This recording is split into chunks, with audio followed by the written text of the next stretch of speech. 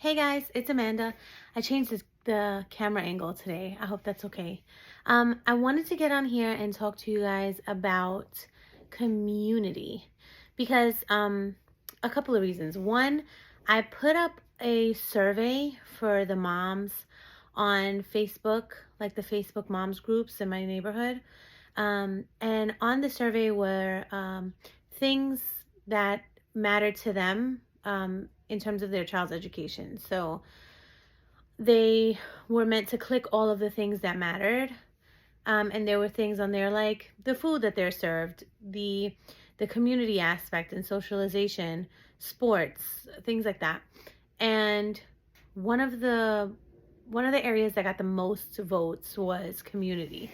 Number one was academics. Academics was tied with communication between families and schools, which obviously I entirely agree with that. And community was up there too. Community was number two. So I wanted to talk about that. I wanted to talk about community in schools for that reason, and also because I talk to a lot of homeschooling moms, and a big thing, and as a homeschooling mom myself, like a big thing that we really need, that sometimes people try to act like we don't need, but that we really, really do need, is people. We need other people. People need people.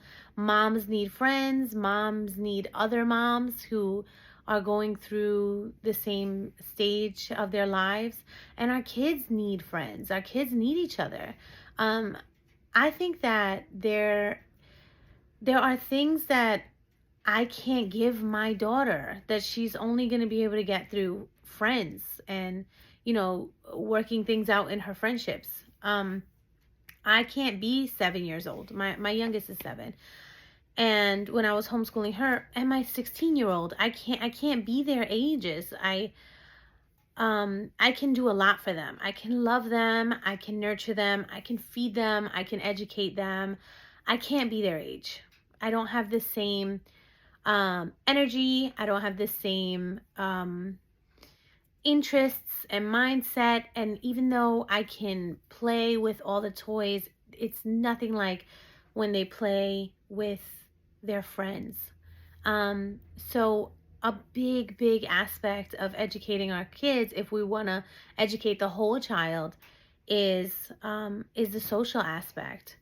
That's why community is so important. So I think like having the kids be in a place where they can socialize with children around their age, but also have their individual curriculum and not sacrifice one for the other. Not say, I want to focus on my kids' learning style, and I want them to have this one-to-one attention, and I want them to be able to use their own curriculum. So that means now that they can't be around friends. Like, I'm going to have to pull them from the system.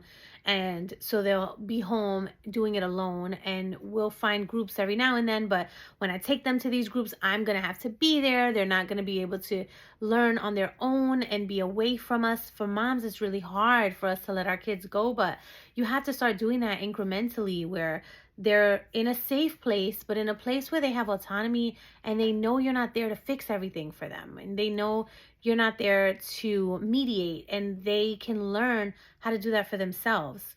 How do you make your voice heard with your friends? How do you show up for your friends? How do you let your friends know that you need them to show up for you? How do you share and work things out? Like, they need confidants too. Like, you can talk to your friends about how you feel about school and things like that. And you don't want to sacrifice the friendships because of the curriculum needs or the academic needs. And you also don't want to sacrifice the academic needs for the friendships, which is why I felt like I needed something entirely new. That's why I am making my micro school. By the way, if you're new here, I'm Amanda. I said that. And I'm creating a micro school in Middlesex, New Jersey for middle schoolers called Lucas Literacy Lab.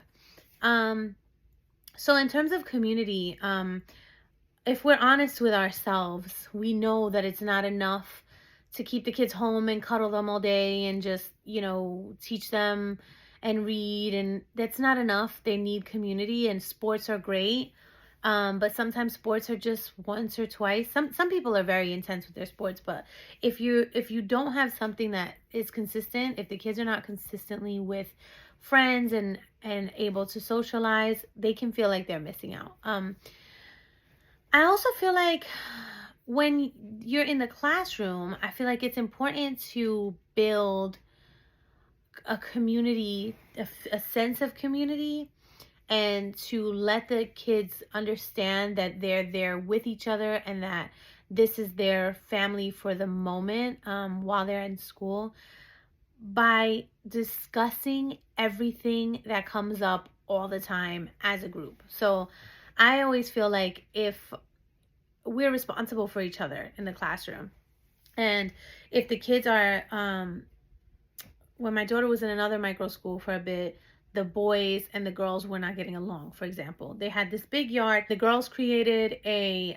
like a girls club area of the yard, and the boys created their little boys den in the yard, and they were not allowing each other in, and it became like a girls versus boys kind of big thing, where they weren't talking to each other anymore. And it was cute initially, but then people started getting their feelings hurt. And so that was a discussion as a group, right? That's something that you sit them all down and you have a conversation. If friends are seeing that one person is getting left out, if friends are seeing that someone is having a hard time and they need extra support, you don't always have to get into the nitty-gritty of like, their personal business, but you do need to discuss as a community, how can we support each other? How can we see when somebody in our family here needs us, and how can we be there for them? What are ways that we can help? What are some things that we're noticing? How are you guys feeling? Let's check in. Let's talk every day.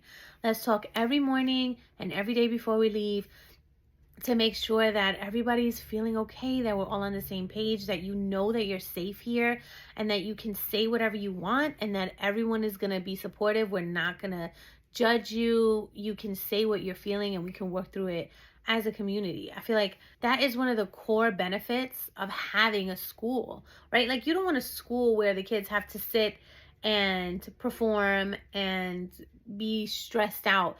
You want a school to support their social and emotional growth, right? That's part of who they are. So you want if we're just homeschooling moms, we can take care of the academics. But if you want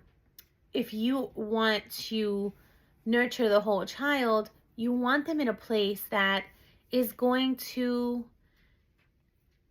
let them be free. And the only way to do that is let them know that there's no reason to hide ever.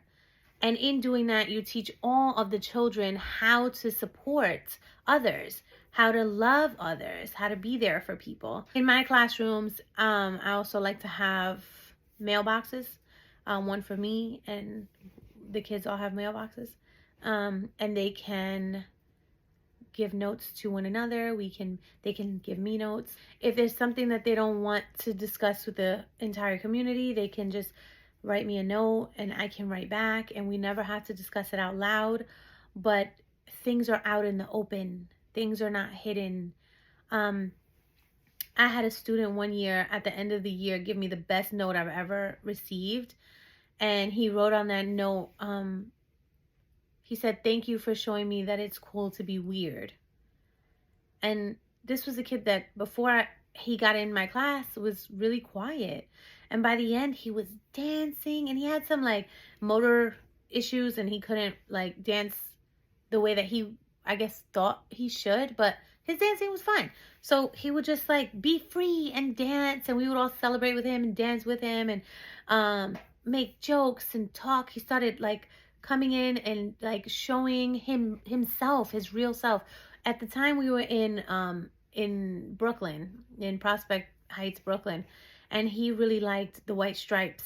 And I love the White Stripes. I mean, I love all music, but he didn't want anybody to know that. And then he would come in and like share his love of the White Stripes, and he wanted to grow his hair long, and he was just a really cool kid, man. But he initially was hiding that because he thought that it wasn't going to be accepted. And we are the role models. And if we can show that, like, all of it is cool, all of it is cool, all the quirks are what makes us cool. Like, I live for a weird kid because I am a weird kid, and I think we're all weird kids. And the minute that we can show kids that they can take the masks off, that's when real growth happens. That's when real learning happens, and well-rounded learning too, like all around, like not just the academics, their hearts grow. You know what I mean? Um, anyway, I always forget to say on here that I am opening my school, so I did that today. Check out the website for my school. It's down in the description. Um, Coming to Middlesex County, September 2024. Yeah. Thanks for being here. See you next time.